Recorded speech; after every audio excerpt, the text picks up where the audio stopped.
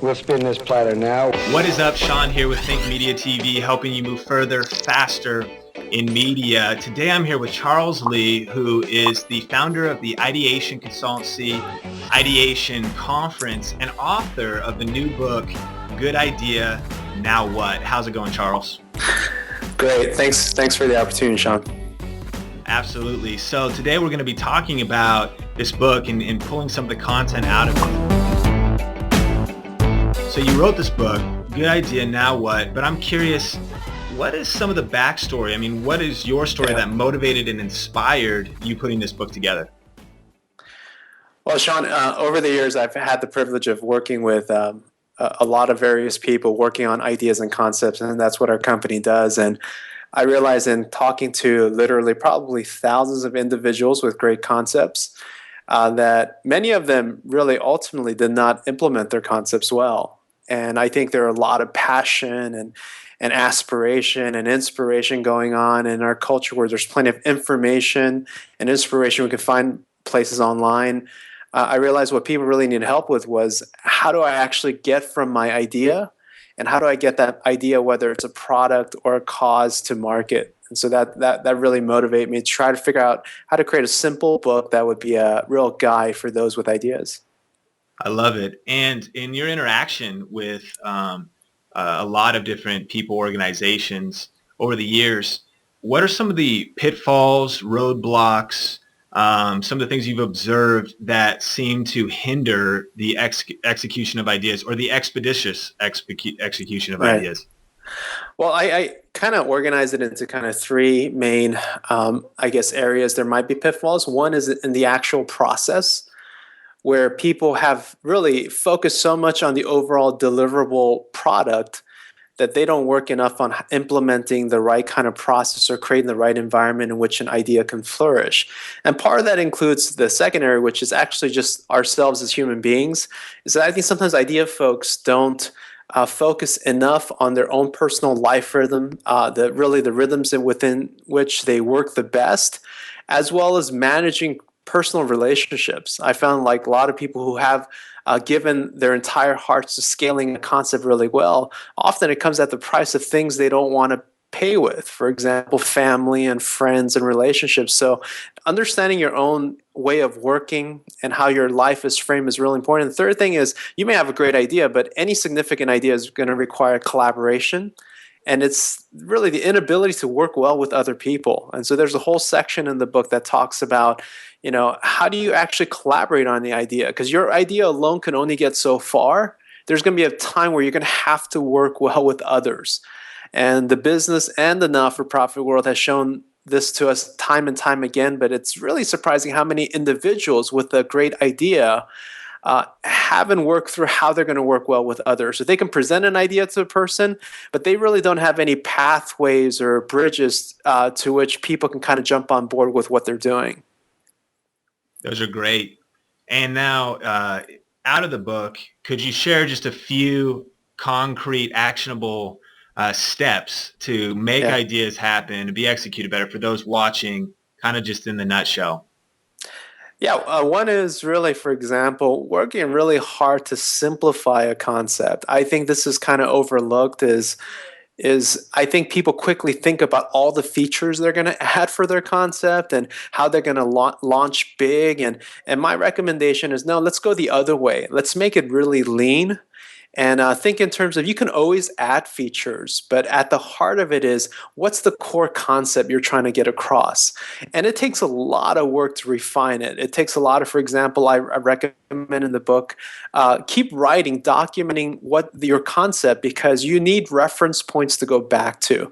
It's one thing to have a concept in your head, but it's a whole nother thing to be able to state it, write it down.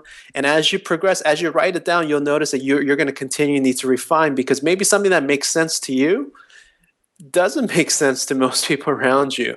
And so doing the hard work of refining, because if you look at most great concepts out there, it's kind of like bite-sized, digestible. Like, for example, in the book, I interview folks like Blake, who started Tom's, and it's that idea for one is such a simple concept. Or Scott Harrison of Charity Water, he talks about in there about being really tenacious about things you're going after. But one of the things he does really well is he refines concepts. In fact, Jack Dorsey, the founder of Twitter, he talks about he refers to himself as an idea editor. And so it's that understanding, like let's bring it down to its core essence and let's launch that. And we can call it beta, experimental, and then we can add features that people really want and people really need. So removing the pressure of having 1,000 features and actually going with a simple concept is probably really, really good to start with. Now, in the book, you talk about branding and this concept of branding, Right. and you say it actually has an impact on the execution of ideas. Expound on that a little bit. Yeah, I mean, I think there's some common misconceptions about branding. I know branding is sometimes used synonymously with like a cool design or messaging or marketing, and the way that I approach branding is branding has more to do with really capturing the personality or soul of your idea, your organization, or your company. And so branding, the byproduct of great branding and understanding who you are eventually plays out, because what we're seeing culturally right now is that people will associate their lifestyles with brands. So if you can get a particular brand into a lifestyle or the rhythm of a person's life, you have a loyal follower. For example, like I know a lot of us use Apple products. It's an association not just to the design or the technology, but the fact that we feel a particular way. We feel like we want to be in the same culture as Apple, or at least those who love Apple, or you hate it or love it, right? Sure. And so creating something that quickly associates brand-wise with people and their lifestyles quickly removes unnecessary obstacles. You don't always have to explain everything that you do. When people can capture your brand, it's a strong connection that people feel, and they're immediately going to be open to whatever it is your brand represents. So in that sense, branding is a big part of the way that things are really shared in our day and age. Wow. And another concept that you say has an impact on ideas is this idea of building a tribe. Expound a little bit on that. Yeah, I remember hearing Seth Godin once. He said that it's not that difficult in our day and age with the internet to get our message out there, but he says it's extremely difficult to get people to care. And I think Wow. you're not going to get people to care unless they're part of a tribe that you belong to. And a tribe is much bigger than your own product or your own cause. It's really the greater kind of greater collection of people that care about something similar. And then you have to figure out, as an individual contributing to that field, what you're actually bringing to the table. So it does take a lot of work. A tribe is different in the sense, for example, it's not about mass marketing. It's not about blasting out. You know, it's you can send all the emails you want. It doesn't mean people care about what you're sending, nor should you feel like they should care because you have them on an email list. Sure. It's actually that individualized, focused attention that you care about each conversation, whether it's to answer a question about a product or just to take care of great customer service or to share the story.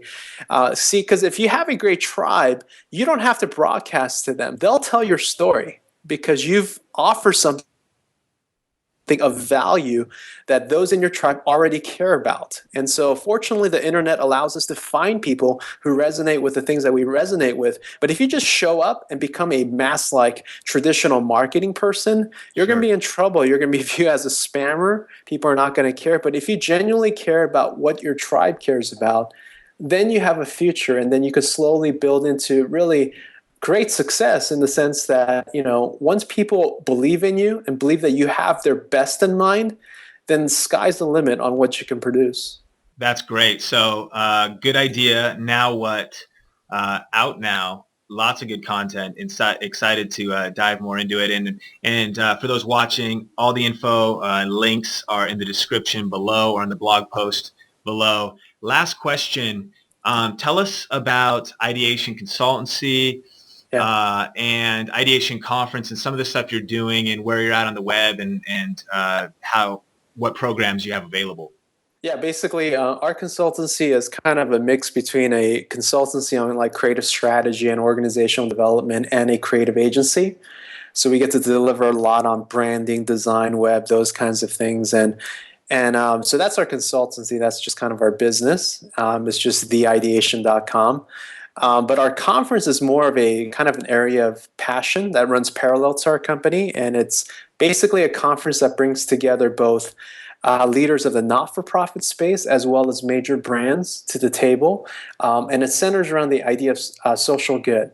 We live in a time where whether you are for-profit or not-for-profit, I think we can all create a lot of good. So we bring in thought leaders from both areas that have traditionally, until recently, been kind of siloed realities where one contributes to the other. But we wanted to create a real creative space where we can have designers and photographers and C-level executives of major brands and not-for-profit leaders that are doing phenomenal job in moving thousands of people towards things they care about. And so we're bringing all those. It's a very eclectic gathering to Chicago this year. And people can visit ideationconference.com to get more information. But all of this is really to move people's passions and ideas to make sure that they implement well. So I guess that's kind of like what ties everything that I do together. Awesome. Well, thanks so much, Charles, for hanging out today. No problem. Thanks so much for your time. Absolutely. Think Media TV, helping move further, faster in media.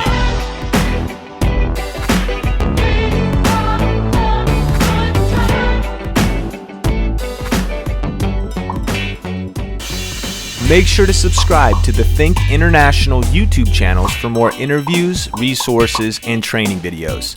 You can also visit our website at thinkintl.tv for more great content and sign up for our email list for news and updates. Think International, training the next generation of leaders and creatives. Movements, because I think that movements, the form and the kind of dynamic of movements is really the way forward for the church in the West.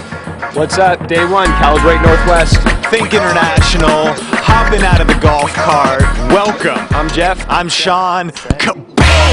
How would you suggest staying on top of social media and trending and all that? Because it's moving ahead so fast. Yeah. I kind of view it the same way I view push-ups, right? You've got to do it. Like, if you read about push-ups, it's unlikely that you're going to get the guns. Clearly, I've been reading about push-ups and not doing them. So, it's great to read the book, but if you don't go in and do it, nothing's going to happen. What's up, everybody? Think International, bringing you the best and brightest leaders of our generation. I'm here in beautiful Ventura with a man, a myth, a legend, Pastor Jude Fuqua, pastor of the City Church Ventura. How you doing? I'm doing great. Isn't the weather good here? It's beautiful. It's unreal. I mean, back there, this is nuts. Ocean, incredible. Now, you came down from Seattle, the City Church Seattle.